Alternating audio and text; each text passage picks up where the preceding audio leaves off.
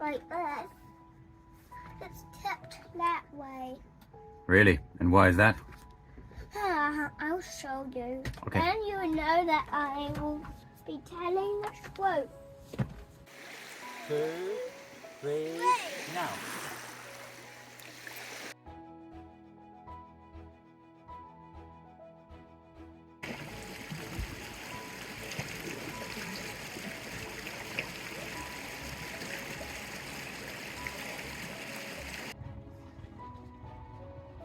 Muchas gracias. Wow. Thank you. I found a koala.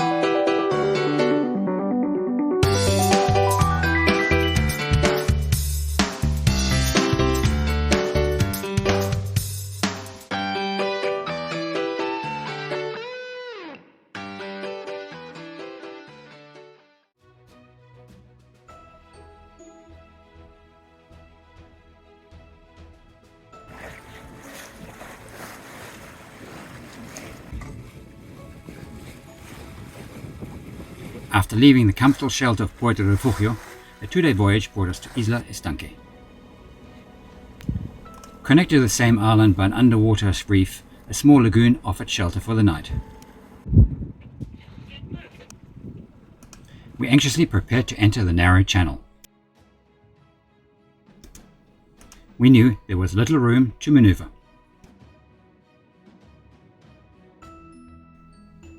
We tried to look out for rocks.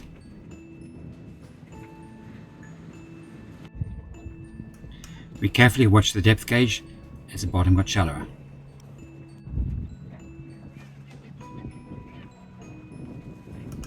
But then we touched ground.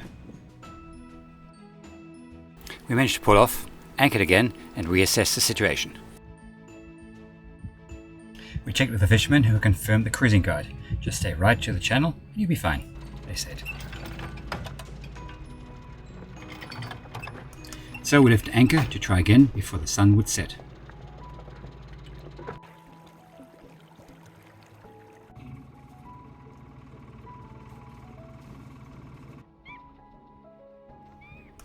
But this time we carefully scouted the channel first and kept closer to the land spit.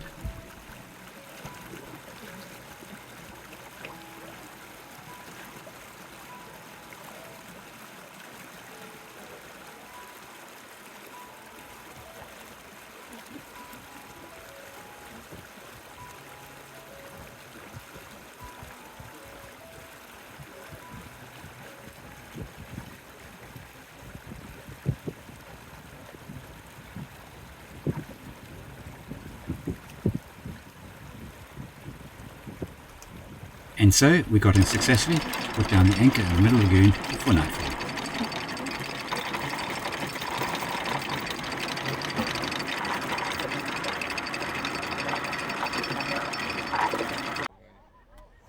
The fishermen at camp had watched us and came out to reward us with freshly caught fish.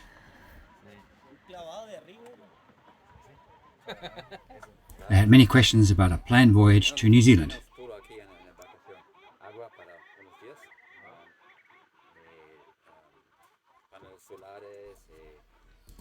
They themselves had come from the mainland, several hours away, and had come out for a 10-day fishing trip.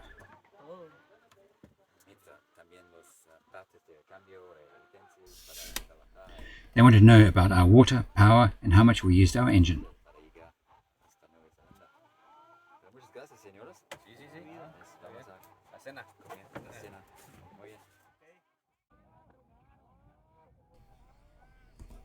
The next morning at dawn, we saw the fishermen head out.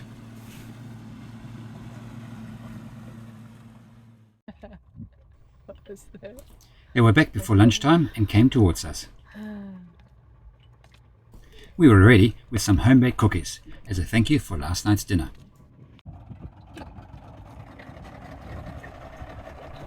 They seemed happy with today's catch.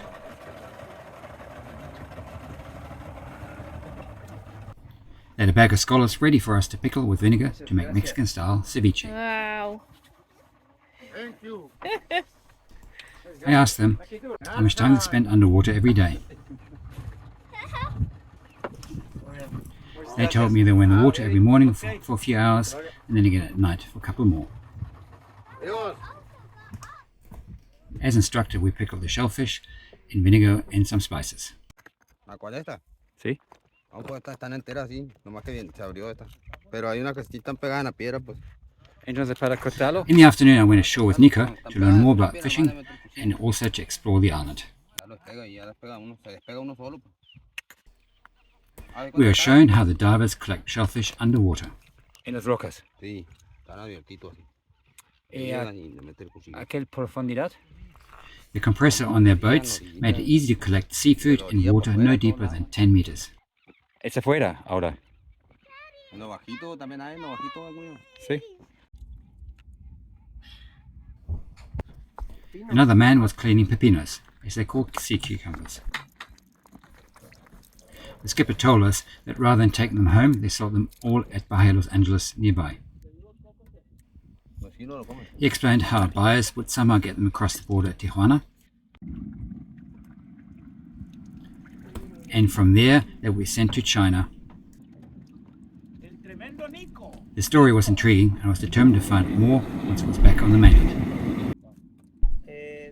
The final step was to cook the sea cucumbers in salt brine for half an hour or so. Afterwards, we went hunting for iguanas the fishermen had told us about. From the top, we could see many more islands on the horizon, most of which we planned to visit. More fishermen returned and prepared to camp out in the open for the night.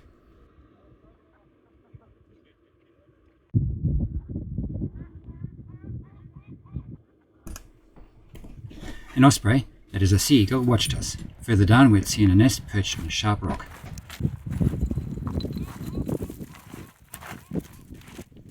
After a couple of nights here, we prepared to continue on to explore more Midriff Islands.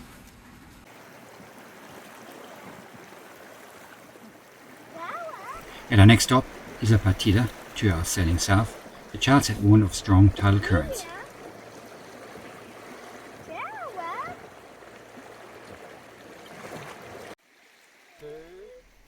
We were curious to find out how fast, so with Nico we tried to measure it by throwing sticks into the water.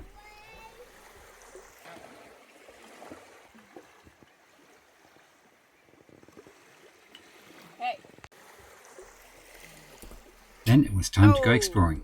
Awesome! Again. Hey, go on then. Wow!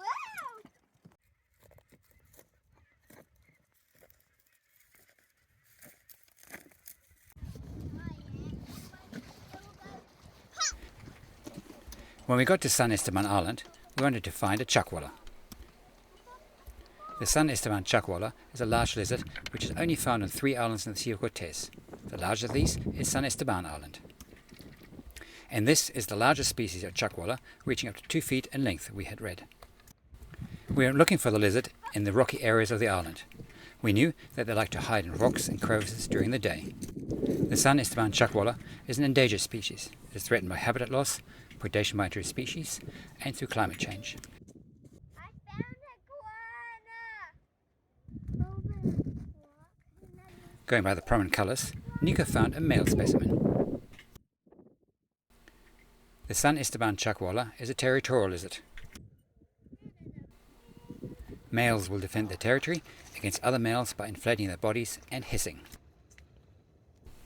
We kept our distance to avoid causing the animal unnecessary stress.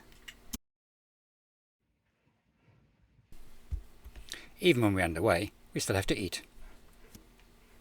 To make cooking possible, the stove is mounted on a gimbal. The galley benches have edges and there are grips everywhere to hang on to. Not that Nico seemed to need any of that. Okay, Nico, stop eating the pancakes. What are you making there? We're making hot cakes, actually.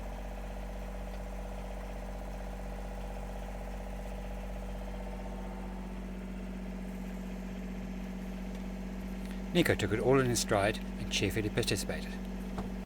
We're making pancakes.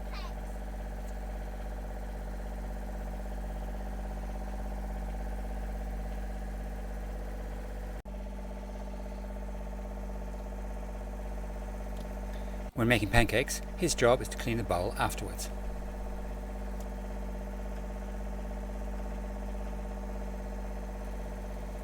Making dinner followed the same process, with the frying pan tightly secured in place. On the boat we used plasticware to avoid broken crockery.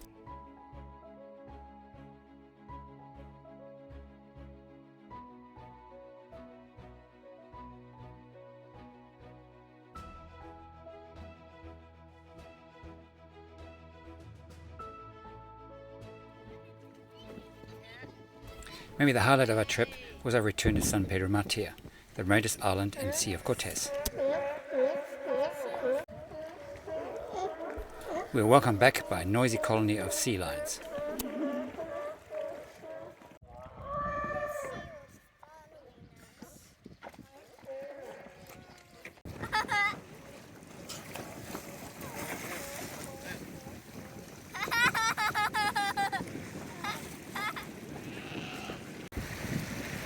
From our previous visit, we knew the surrounding upwellings provided for the abundance of bird and marine life around this biosphere park.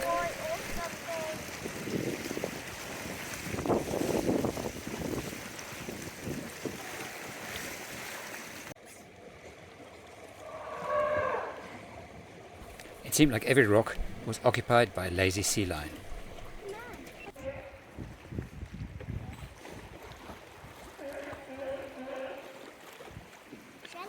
Unlike seals, sea lions are very social animals that like to hang out with family and friends. And they are very curious.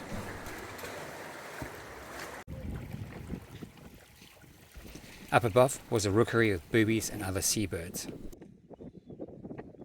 San Pedro Martir has been kept free of rats and other predators, so birds can nest here safely.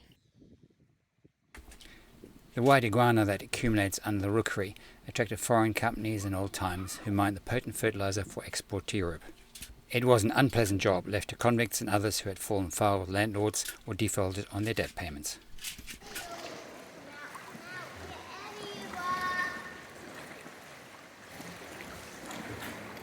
We had lots of fun exploring the geology and wildlife along the steep coastline.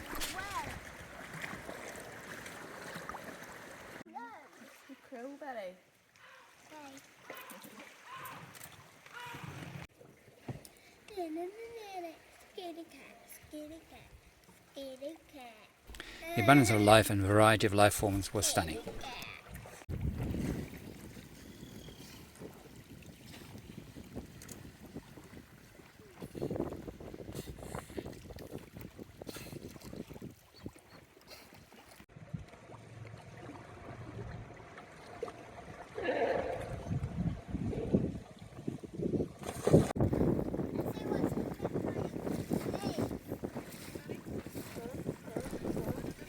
And the geology of steep cliffs and caves kept us going as long as the battery on the outboard allowed us.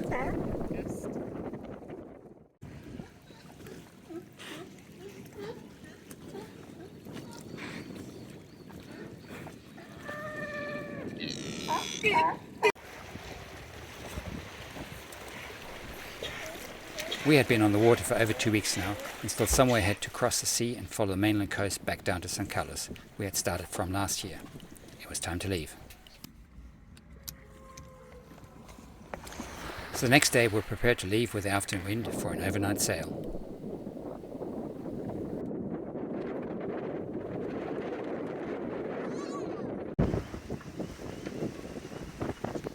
Soon the last of the Midriff Islands disappeared behind us as we reluctantly prepared ourselves to return to civilization. The principal reason is to export to China is very difficult. Okay, you need a lot of paper, you need a lot of rules from the processes, and it's more quicker if you export to Vietnam ports. And then these people move to China the products. Okay, it's simple.